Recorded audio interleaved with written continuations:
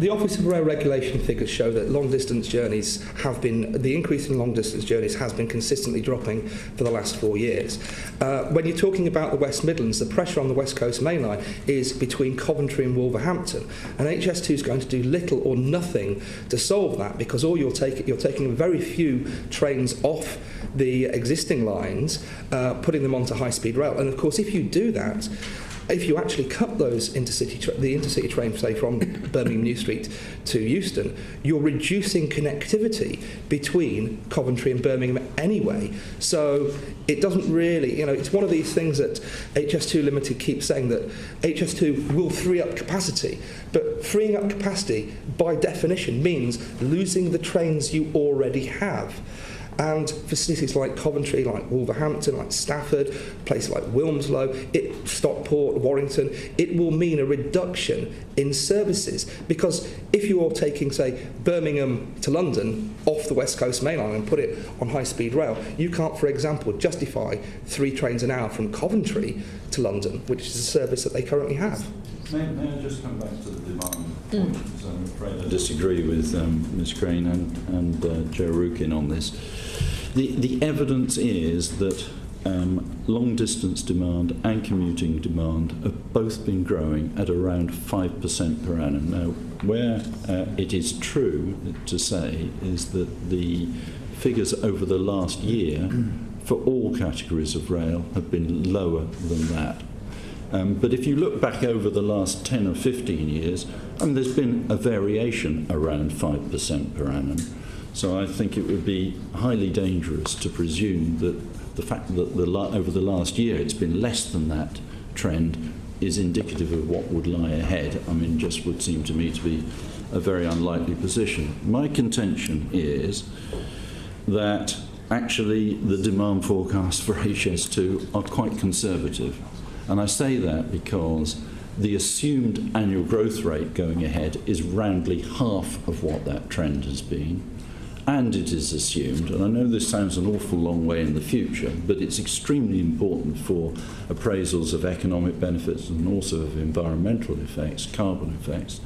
It's assumed that whatever that growth rate is, and it's roundly 2.5% in the HS2 Limited current forecasts, it stops completely in 2036, and after that is assumed to be no growth in anything. Now that seems to us to be an assumption, which I think we can all understand in the sense of, well, the future's uncertain, so hey, what do we know? But on the other hand, it can't be the most likely outcome. And for those two reasons, it seems to me, one, there's been a relatively low annual growth rate compared with the trends of the last 10, 15 years. And second, it's assumed that even that low growth rate ends, that actually the demand figures are cautious. And therefore, actually, the carbon figures are cautious as well. Could it be argued, just going back to your point about Coventry and losing its 3 trains per hour, could it be argued that that would then free up the capacity of that West Coast Main Line for freight, which would actually reduce HGVs on the M40 going up and down north-south, and actually would reduce the carbon footprint of the transport network overall? Well, you don't really release that many paths, and it's quite odd that we're now getting this argument that we need HS2 for freight, because we need more capacity for freight on the railways. So we're building a railway line that won't carry any freight. Seems a little bizarre, but you're not freeing enough paths to make a significant impact in the rail usage of freight. And also there's no evidence to support that freight actually would move off the roads onto rail. It's stated in the environmental statement that that's what would happen, but there's nothing there to back up how that would happen, why it would happen. And as Mr. Rukin says, there aren't a huge amount of freight paths that are actually freed up by HS2 on the West Coast Main Line. One general question. Is bearing in mind that the government has an aim of no net biodiversity loss. To what extent do you think that's reflected in the environmental statement? Is it a reasonable go at looking at that no net setting aside the issues of passenger transport and numbers, etc., in terms of biodiversity along the route and around the route? I think the best way of describing the commitment to no net loss is that it's an aspiration in the environmental statement, and there's no evidence of how that would be achieved. Well, all I can say, I don't really have a comment on the environmental statement in that regard, but we can look at the experience with HS2 and indeed with the Channel Tunnel, which established a major biodiversity site as a consequence of what do we, the problem of what do we do with the spoil from the tunnel, and HS2, there is an experience there, and I put it in my evidence. So we have something to look at as to what can be done, but I would accept that there's a question of how, no doubt for this committee, on how to ensure it happens. I think it's completely unreasonable to compare HS1 and HS2 because HS1 followed existing transport corridors. Going at 186 miles an hour allowed it to do so, and therefore, in terms of no net loss, they've been able to create buffers, say between HS1 and the M2 and between HS1 and the M20, and that's actually helped in terms of biodiversity. In terms of the biodiversity aspect, but HS2 does not do that because it doesn't create those buffer zones. It simply destroys the habitats and the woodlands that we currently have. I'm now handing over to Mark Spencer. Thank you. We've covered most of the area. I just wanted to turn to the construction phase and the carbon footprint of the construction phase of the line. I'm just wondering how we can minimise the carbon impact, if you like, of that construction phase.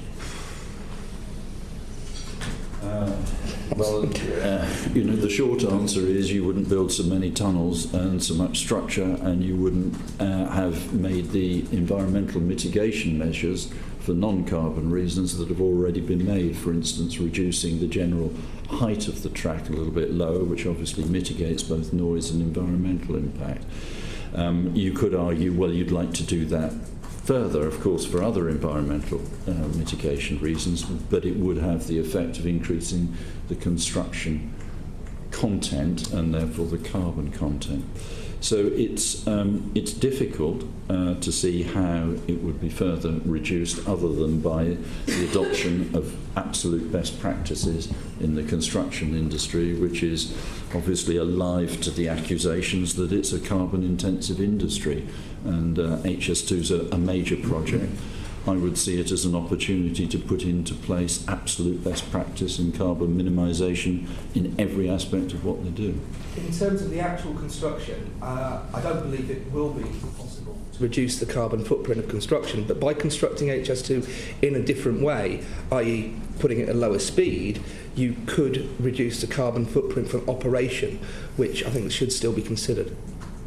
Right. So where is the trade-off then? Is that the trade-off, that if you build a line that's slower, then you can put in less mitigation for those environmental impacts for people that live nearby?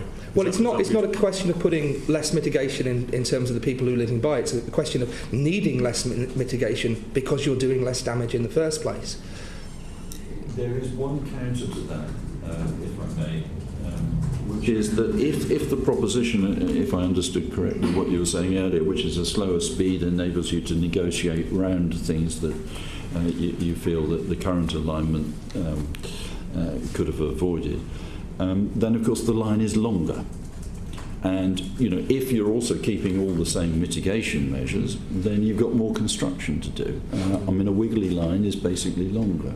So that is just another little countervailing issue to think about. Well, I think there's no easy solution to this problem, but I don't think that mitigation should be sacrificed. I think one of the things that comes out of the environmental statement is that often it states what the environmental impacts are, but it doesn't always say how best to mitigate and what's actually going to be put in place. And I think this project does deserve the highest levels of environmental mitigation, and I don't think that those are in place at the moment. And I think that's a severe failing of the ES that needs to be addressed. And of course, with the agenda from Sir David Higgins and the Department for Transport to cut costs, it's quite clear from our perspective that the very first thing that will go out the window is environmental mitigation, especially when you haven't got detailed design and you haven't really got costing for it yet either.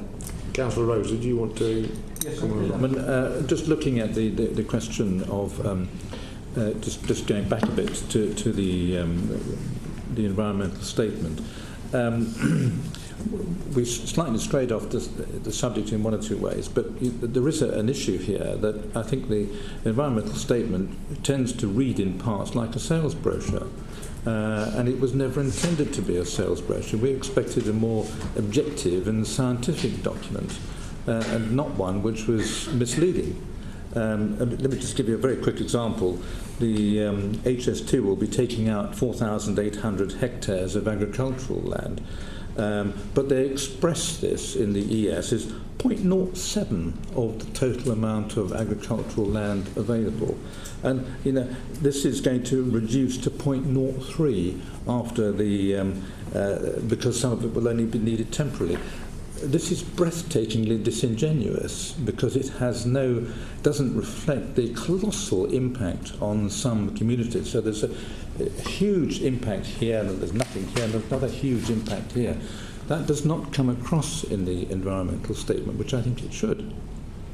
Katie? Yes, I mean, all the evidence is that rail is far less polluting than flights, and indeed the evidence from elsewhere where they've got high speed too is that it has led to modal shift from people using rail rather than flights. So is your argument that you think there would be more environmental benefits if high speed was going further, I mean, say to Scotland? Would you say that that's got greater environmental benefits that are easier to quantify?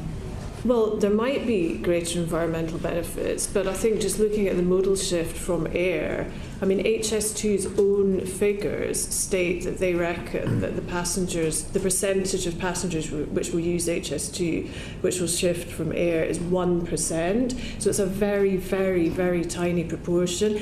And I mean, even supposing it was extended to Scotland, it's still going to be a tiny proportion. I mean, just putting it into perspective from a carbon perspective, domestic aviation makes up only 1% of the UK's total carbon emissions. So even if HS2 were to wipe out every single domestic flight, which it never could because you've got flights to the Channel Islands, to Aberdeen, all over the UK, it's only ever going to achieve a small, minimal reduction in the UK's overall carbon emissions caused by domestic aviation. So I think it's a little bit of a red herring to say that HS2 is needed because of the shift from domestic aviation. When you look at the actual figures, you've got to remember that the original forecast for modal shift from air was 6%, and it's been revised down 3 times and now stands at 1%.